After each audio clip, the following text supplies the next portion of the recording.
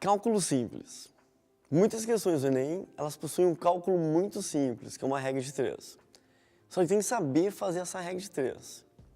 Primeira informação básica que todo aluno que vai fazer os cálculos em questões de química tem que saber. Que existe uma grandeza química chamada mol. Eu sei que muita gente já se apavora. Nossa, um mol, meu Deus, negócio do demônio. Cara, claro que não, olha só. O mol é apenas um número. Assim como a dúzia. A dúzia é 12. Só que 12 o quê? Ovos? Não. Se eu tiver 12 cadeiras, uma dúzia de cadeiras. Se eu tiver uma dúzia de homens, não são 12 ovos. Então é uma dúzia de qualquer coisa. Então, uma dúzia são 12 unidades. Um mol são 6 vezes 10 a 23 coisinhas. O que são essas coisinhas?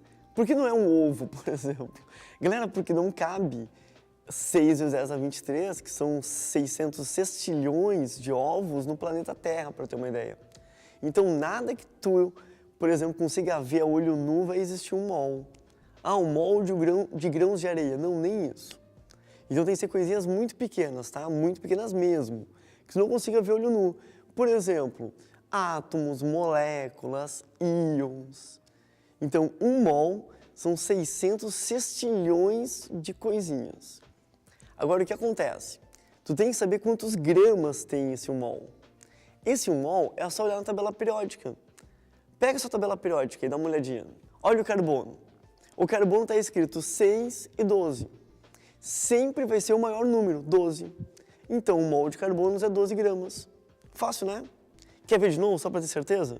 Olha o oxigênio. Ele tem 16 e 8. Qual o maior número? 16. Então, 1 mol de oxigênio é 16 gramas. Combinado? E se eu perguntar quantos oxigênios tem, tu vai me dizer 600 sextilhões de oxigênio. Geralmente o pessoal fala mais rapidinho, que é 6 vezes 10 a 23 átomos de oxigênio. Agora, quando a substância for gasosa e estiver nas condições normais de temperatura e pressão, o que é condição normal de temperatura e pressão? É condição de 1 atm e 0 graus Celsius. 1 atm e 0 graus Celsius. Isso é condição normal de temperatura e pressão. Aí eu vou ter um volume de 22,4 litros.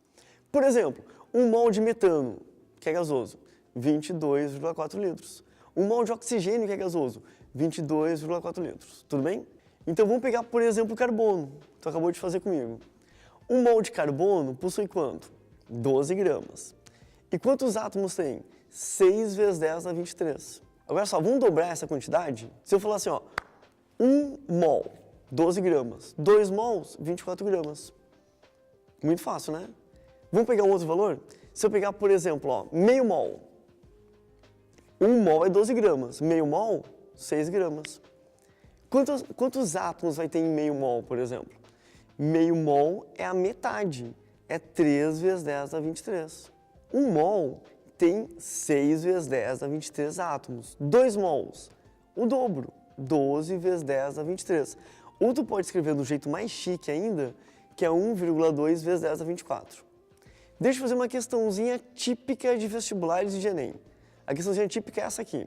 Se eu tenho 1 mol de carbono, e sabendo quanto que é 1 mol, tá? 6 vezes 10 a 23 e 12 gramas.